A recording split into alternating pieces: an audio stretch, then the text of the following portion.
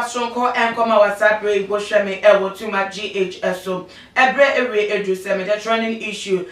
some more ever days so na me din edin na ama owusa. Yeah cotton sema air costo yeah honorable Kennedy Japan any ebiemu so judge for wakaseti omo bosumia etwemu no sisi ada Supreme Court Eddie or Shuffle Fro Eddie Ababonte no womo de akoma registrar or Accra High Court to say wo yi judge ni Justice Woodney our tickets no extra 100 case no womo no NC and chain no womo enfa another judge and so as presiding judge over the case. Now as to why sa ruling no ede ebeto dwano no Supreme Court na mo ede ebeto dwa said on the 20th of October wom di emu enchechemu ebeto dwa na ebusafo mo be kaya na sentema na ebeto dwa said honorable Kennedy Japan ni case na ongoing ewo Accra High Court efa asase won sem mansum bi atese wo bi ene na twe won de odnam so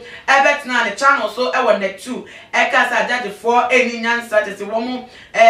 hyede ni nyansa ewo wo madwuma wo mo ho no enam so ma ye invite no te wo mo yin ho ano for contempt ewo court no na sisi ade case no court trial no court no na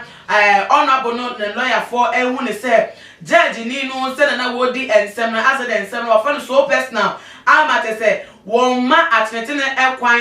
chese ema no enkoso during the trial ama abra case no enkoso a won mo ensi ni pikra po no de atudwa say wo be paneshe honorable no for ni sema wodi etudwa no na no na nam so ema ne lawyer for no file prohibition application for prohibition and statutory tese no one more day kasa ede sene ama Supreme Court say won she judge no sube wade di na eduma ne ya wade eduma no na wade tina case no so edi asem no na won pe enwasem enkana no ene koto Supreme Court for anima sabre wo mo de betu ja say wo mo release judge ni no yen no ensi nchen na yen for obi foforo ana say judge foforo ensi na nemu na nsem we ebetu ja no nkofo dodo na aka say dabi ensem no akoye partisan akoye political dodo because amenyeku atiso sesia the NPP no wo mo so na appointed judges and ebiem so wo mo so na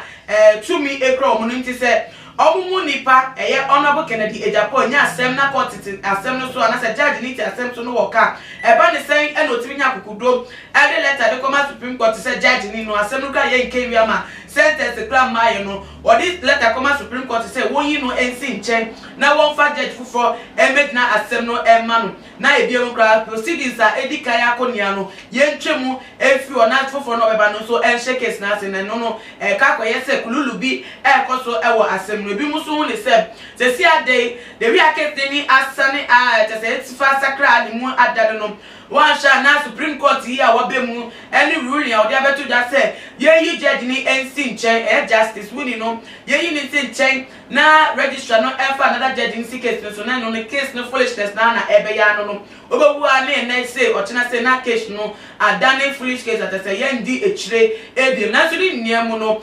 justice system na Ghana so nim say emremu no ada the for womu ewo power to do anything na womu ni say ebeboa in the justice system say because be so yes Supreme Court womu so na mo ye kese e wo Ghana ha womu to me womu say wo maintain and say wo share over the justice system wo man mu ndi so womu ni say bi enkoye dey the better womanim no met me bi afa ho womu so na wo to me o metimi akanti we dey mayefa attach political parties and other partisan purposes no na so ni niam no de akovie ene sanity na honorable Kennedy Japan the contempt case cost since September 10th ya city on court proceedings about it no say they rule for beto than said Supreme Court for no she say wo mo ensakra nipa na wote ensem no eso na ensem we wo mo etna say Supreme Court on wo mo tena say 5-member panel wo mo tena say ntotoye wo ensem no emu Justice for Bafo Boni ebiem so no Justice Yaw Appeal Justice Gabriel Pamman Justice Isifu Amoro Tanku Amadu and ebiem so do try to cry Justice Yoni Kulendi woman ena etna ensem no so a woman make decision we say judge ni justice wuni no one sorry enfi honorable Kennedy Japan content case no so na te judge from embe take over need near mono and send je ebi ababonte na so say judge ni say na according to lawyer for no honorable Kennedy Japan lawyer for mo some to dance we find personal say sa na city so dia and say e hu be nyia so say wo mbese say na atente na be yedua because won't mean ka say case abeto jam na because a farm judge no ehunam ni say mo amasem ntina maybe what time be man na say because of feeling offended nti wo begina so na wo judge no wo be fi wo say wo na emnache wo say say some fact ntina manipa na be ka say aka wo ntina wo de wo yawa wo feel and say disgust wo feel about the issue now no na wo de place sentence no say no or no so feel say you have not been fair to him and nti say wo sorry and wo ye one otu one and one Supreme Court so edit say abeto dwadia and na wetu baba say ne kwan so a no na so ni niemu no ye de ni pedi elsem de chi say na Supreme Court say abeto dwadia on the 20th of October wo mo de nchiremu enti a wo mo reach that decision no abeto dwa no ye de ni pedi echi na say to asuma ye besom ye Ghana for ento asum kra so a ye besa de asom nti mo stay tuned by subscribing to Tuma GH video na epie mo nto no Momo Modiana mo following our Twitter, Instagram page at @TooMuchGH_ ni epm Facebook Too Much GH. Nana ama obusa enimidi. Na me yatoma yebedi eshabi makram. Too Much GH. Me did akose Japan. E prepare mbese TV. Me share Too Much GH. Omo de mufua. Hey, omo sports and as entertainment. Hey, omo de mufua. Mo koso show mo. No any beji de bia. Me da ma say love you. Me dey the Isaac Kodwampo. Obetun afem the great ampo. Mbrembren. Wonu me nka mo ni hwe Too Much GH. Too Much GH. Mo ye too much. Na me so me ye am fire. Too Much GH. We boy what? Shout out to your fans and everybody who is watching Too Much GH. The major prophet kum chacha.